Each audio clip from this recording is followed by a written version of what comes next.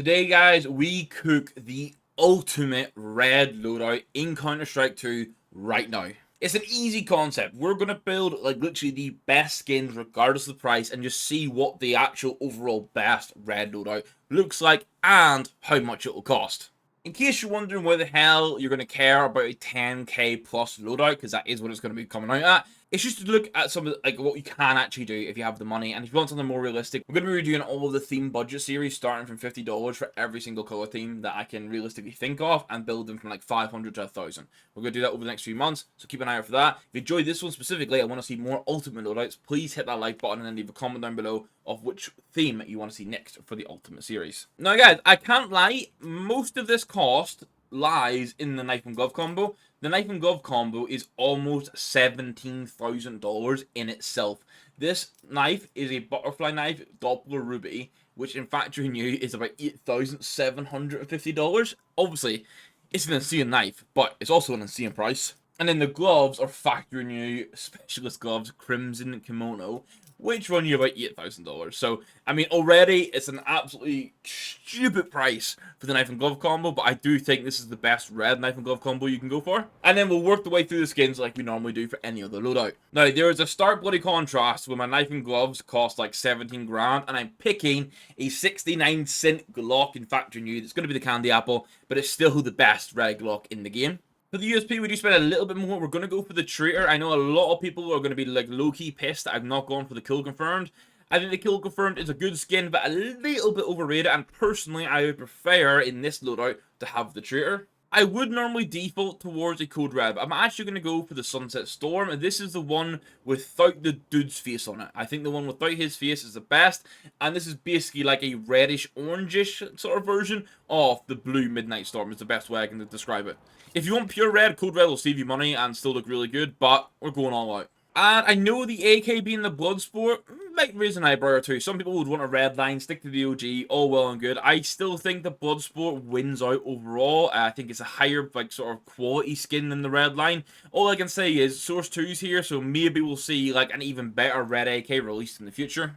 Now, our first, like, crazy priced rifle skin is going to be the Emperor ONS. It's going to be the Hot Rod. This is about $745 for factory new. Absolutely crazy. Doesn't look as good as the Blue Phosphor, and the Blue Phosphor is cheaper. So, I mean, take that as you will. And then I'm not even using the Hoyle because I don't think it's the best. The only reason the Hoyle, I'm going to say it, the only reason the Hoyle is deemed so high and exclusive is because it's contraband and it's so expensive. I think I would prefer to use a Hellfire in-game, which is about $51 in a factory new. And then for the AWP, I think it's a kind of an obvious pick in the Wildfire. It's, I think, undoubtedly the best red AWP in the game. I think it is better than the red line. And this is where we get a big bounce in prices again. We're going to have an MP9 Hot Rod, which is like $75. And then we're going to spend like lower budget stuff on the other like extra skins here.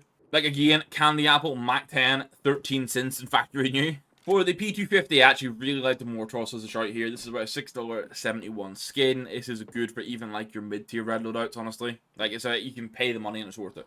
For the Tech 9, you only really have one option, which is going to be the Isaac. I've gone for factory new. As you can tell, I've gone for the best condition across the board. All of these are factory new. For the FAMAS, I've actually opted for a roll cage. I think there's a couple other red skins or like reddish skins you can maybe consider, but I think across the board, the roll cage is going to be the best shout.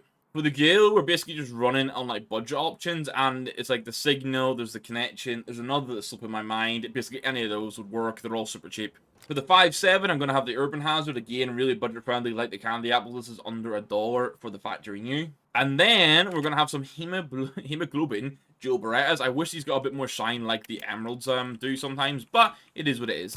We have another Candy Apple, but this time it's not cheap. The SG Candy Apple is actually just under $6 in factory new. I was also considering a Darkwing, but I just think there's something about the black and red contrast on the SG itself that looks so damn good. We then get another Hot Rod, this time in the AUG, which is about $350. So a lot of money being spent on the Hot Rods across the board. But when you're going for the Ultimate Red inventory, it's kind of a no-brainer, I guess. The XM actually has like 3 good options, but I'm going to go for the Tranquility, which I know is like red into pink a little bit, but I think for the Crimson Kimonos as well, they're like red and then the sort of lighter red shade you can see on the knuckles there. So I think this works really well. We get another Bloodsport in the MP7. You could also go for a Mischief. Honestly, the MP7 is probably the one skin here where we're kind of lacking like a true red option. And then the last weapon skin is going to be the Bloodshot Scout, and it's the only skin here that's not factory new because the best condition you can get for this is minimal wear. So the total skins cost here, it's insane. It's going to run you $18,620.83. So who wants to drop 18k, basically a house deposit, on CS skins? I know some of you do. And I guess that's the dream. We're all working towards building crazy loadouts like this. Now, I have purposely not included stickers or crafts in the pricing here because all of a sudden, all I have to do is put 4 iBuyPower holos or even 5 iBuyPower holos on everything now, and immediately the loadout's going to cost millions. But if you want to know what the ultimate red sticker crafts would be, I've got some for you. As I just mentioned, iBuyPowers, I've thrown this on a red line. Each sticker here, these are the red iBuyPower holos. Each sticker here runs you $70,000.